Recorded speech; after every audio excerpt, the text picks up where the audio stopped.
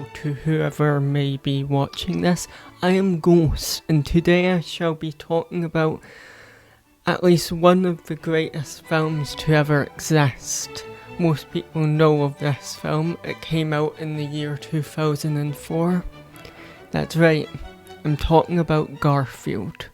The movie, to be specific, not just Garfield, the godlike being. Film begins with Garfield waking up and saying his most iconic phrase, I hate Mondays. I hate Mondays.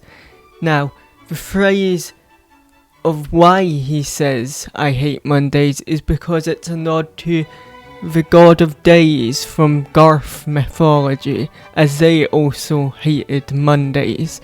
And Garfield says this as a nod to a being near his power. He then goes on to wake up John.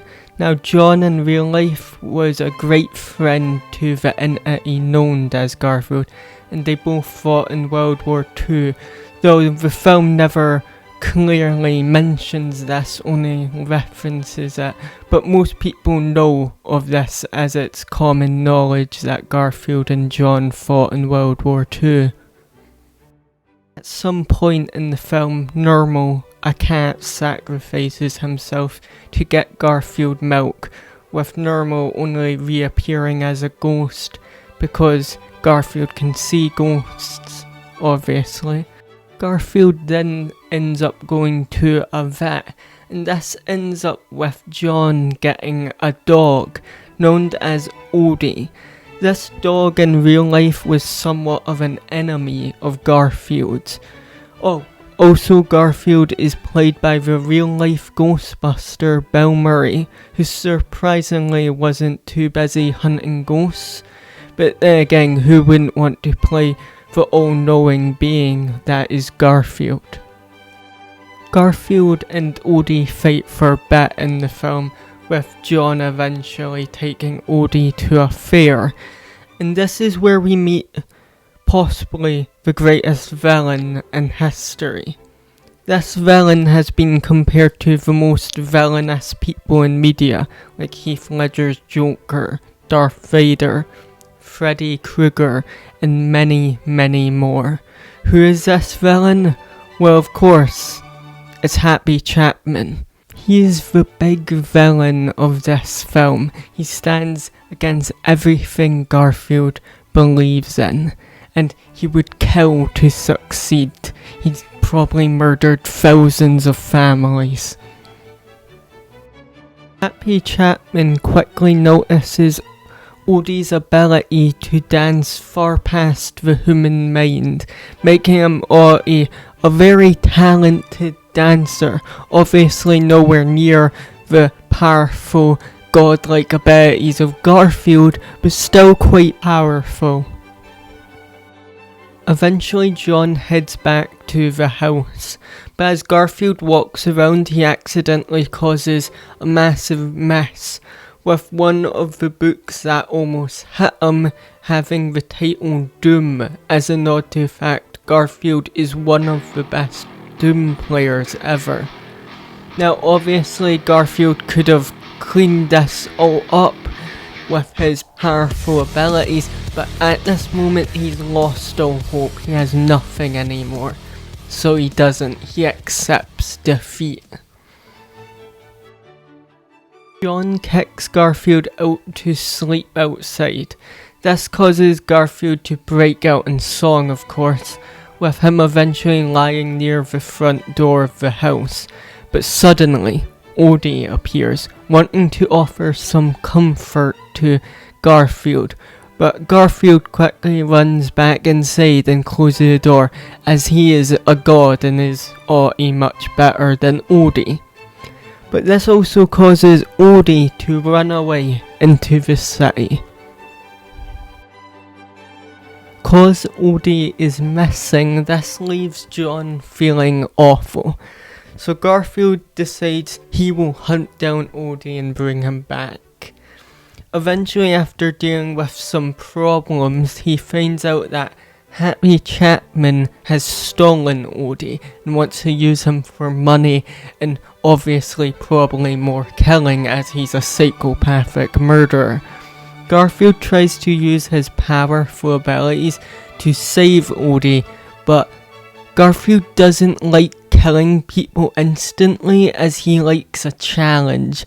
This leaves Garfield failing as he ends up falling from a building, but he lands safely in lasagna. Now, Garfield has a long history with the food lasagna, as he ate it with Jesus Christ in the Last Supper.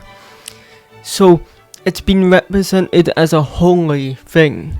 Garfield even sees it as something as powerful as he is.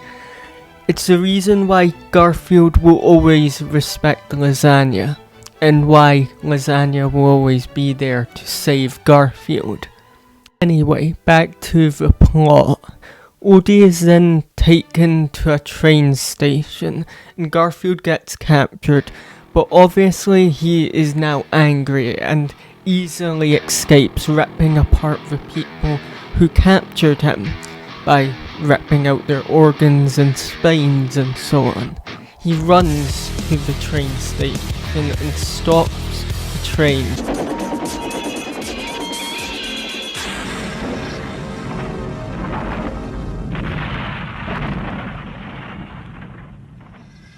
Saving Odie.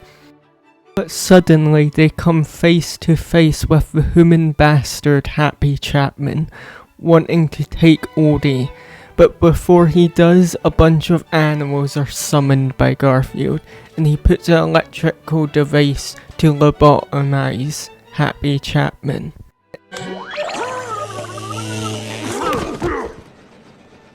Then ends with one final dance scene for Garfield. Then suddenly, out of nowhere, this music stops, and then Garfield notices something. A nuke hits the city. As his explosions happen, everything is slowed down. Slow motion, a classic. And then we see everything turn to dust. Besides Garfield, he still stands because of his power. Garfield builds up the courage to try and use all of his power and begins to bring back the people who've died. Odie, John, everyone besides Happy Chapman. And he brings back the buildings, makes the American flags all around the world into Garfield flags. He brings back the Twin Towers, he brings back planes, he brings back everything possible. And Garfield rebuilds the whole world again, because Garfield's that powerful. This all leads into the sequel, Garfield 2, that I won't be discussing in this video, but possibly in the future, as it explains the nuke situation. Anyway, as we all know, this is the best film in the universe, and thank you for watching.